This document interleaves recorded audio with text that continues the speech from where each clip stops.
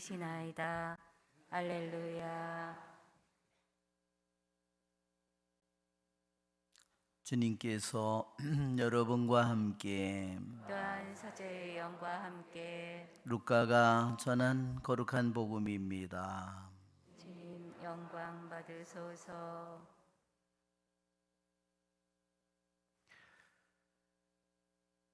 그 무렵 마리아는 길을 떠나 서둘러 유다 산악 지방에 있는 한 고을로 갔다. 그리고 스가랴의 집에 들어가 엘리사벳에게 인사하였다. 엘리사벳이 마리아의 인사말을 들을 때 그의 태안에서 아기가 뛰놀았다. 엘리사벳은 성령으로 가득 차 큰 소리로 외쳤다. 당신은 여인들 가운데에서 가장 복되시며 당신 태중의 아기도 복되십니다.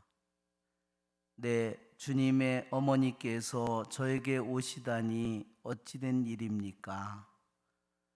보십시오. 당신의 인사말 소리가 제 귀에 들리자 저의 태안에서 아기가 즐거워 뛰놀았습니다.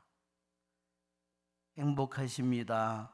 주님께서 하신 말씀이 이루어지리라고 믿으신 분. 그러자 마리아가 말하였다. 내 영혼이 주님을 찬송하고 내 마음이 나의 구원자 하느님 안에서 기뻐 뛰니 그분께서 당신 종의 비천함을 굽어보셨기 때문입니다. 이제부터 과연 모든 세대가 나를 행복하다 하리니 전능하신 분께서 나에게 큰 일을 하셨기 때문입니다. 그분의 이름은 거룩하고 그분의 자비는 대대로 당신을 경외하는 이들에게 미칩니다. 그분께서는 당신 팔로 권능을 떨치시어 마음속 생각이 교만한 자들을 흩으셨습니다. 통치자들을 왕좌에서 끌어내리시고 비천한 이들을 들어높이셨으며 굶주린 이들을 좋은 것으로 배불리시고 부유한 자들을 빈손으로 내치셨습니다. 당신의 자비를 기억하시어 당신 종 이스라엘을 거두어 주셨으니 우리 조상들에게 말씀하신 대로 그 자비가 아브라함과 그 후손에게 영원히 미칠 것입니다. 마리아는 석 달가량 엘리사벳과 함께 지내다가 자기 집으로 돌아갔다. 주님의 말씀입니다. 그리스도님 찬미합니다. 앉으십시오. 참 예수님, 오늘 우리는 성모님께서 엘리사벳을 방문한 축일을 미사를 함께 봉헌합니다.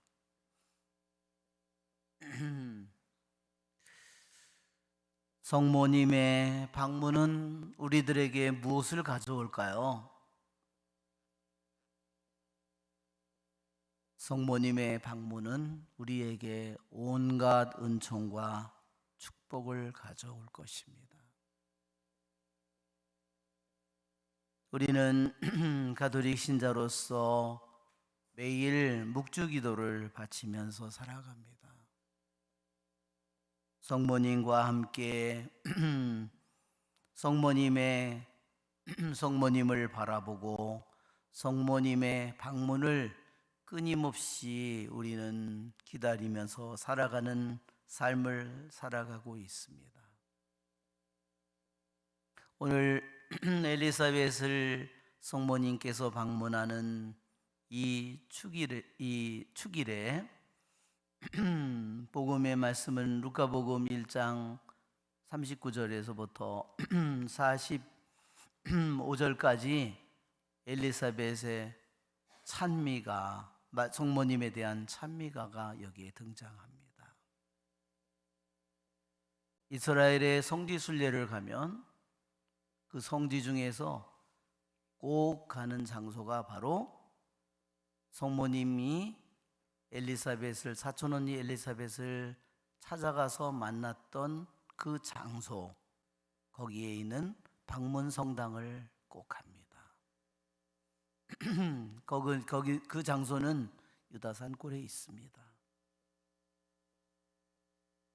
거기는 우리들이 그 장소를 히브리 말로 아인 카렘 또는 아인 케렘이라고 부릅니다. 히브리 말의 뜻은 뭐냐면 아인은 샘이고 카렘은 포도밭입니다.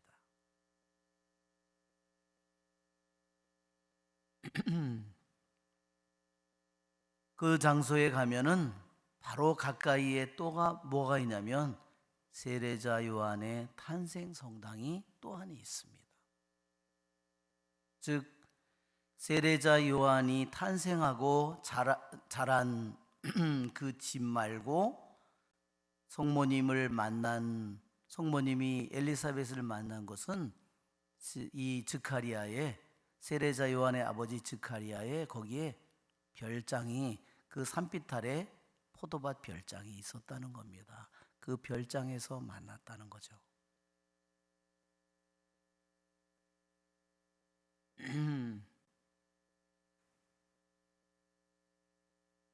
우리는 성경에는 잘 나타나 있지 않지만 세례자 요한의 부모는 세례자 요한을 낳고 크나큰 고통 속에서 살았습니다. 우리는 세례자 요한이 탄생한 이야기만 듣고 그 다음에 요르단 강가에서 광야에서 외치는 소리를 우리는 복음을 통해서 알 뿐이지만 나머지 30년 동안의 삶이 아무것도 나타나 있지 않습니다. 헤로데는 2살 이하의 아이를 모두 죽이라고 했죠. 결국은 그래서 외경에 보면 즈카리아는 바로 죽임을 당했습니다. 내 아들을 어디다 숨겨놨어? 그리고 엘리사벳과 세례자 요한의 아기는 그 광야로 도망을 쳐서 거기서 30년 동안을 사는 겁니다. 숨어서. 요번에 그 광야 수도원 유다 산골에서 한 5km 떨어져 있는 그 장소를 이번에 성지순례 중에 갔다 왔습니다. 이 루카복음 1장 39절부터 45절은 너무나 짧은 기절이지만 이 기절은요 누구의 어디에 구약 성경에 있는 사무엘 하권 6장에 있는 그 기절을 너무나 많이 닮았습니다. 여러분이 오늘 집에 가시면 집에 가서 사무엘 하권 6장에 있는 그 기절을 한번 찾아서 읽어보세요. 이 기절은 무엇을 의미하냐면요 성모님이 계약의 괴라는 것을 얘기하는 겁니다. 사무엘 하권의 6장의 이야기는 뭐냐면 다윗이 유다 산골에 버려져 있는 계약의 괴를 보면서 너무 마음 아파하고 그 괴를 모시려고 하려고 하다가 웃자가 그것을 붙들어서 웃자가 죽고 거기다가 다시 거기에 오베데돔의 집에 계약의 괴가 머물고 나중에 다시 축복을 내리는 것을 듣고 다윗이 기뻐하면서 계약의 괴를 다윗성에 옮기는 이야기입니다. 거기에 나오는 그 표현이 오늘 루카복음 1장 39절에서 45절에 그대로 등장하는 겁니다. 그러면 이 기절은 왜 루카복음 1장 39절부터 45절의 이 모든 표현이 한 기절 한 기절이 왜 사무엘 하권 6장의 기절을 닮았느냐? 성모님이 계약의 괴라는 것을 표현하는 겁니다.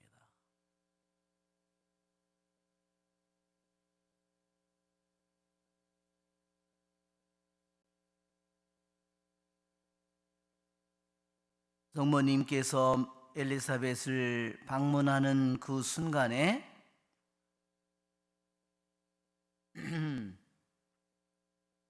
엘리사벳은 성령으로 가득 찹니다. 그 성령으로 가득 차는 엘리사벳이 성령으로 가득 차는 것은 어디를 통해서 왔을까요? 성모님을 통해서 오는 겁니다. 성모님이 엘리사벳을 마리아의 인사말 소리를 듣는 순간에 은총이 터져 나오는 겁니다. 그때 세례자 요한은 몇 개월 됐죠? 6개월 됐죠. 6개월 된 아기가 성모님의 인사말 소리를 듣는 순간에 그 아기가 뛰놀고 기뻐합니다.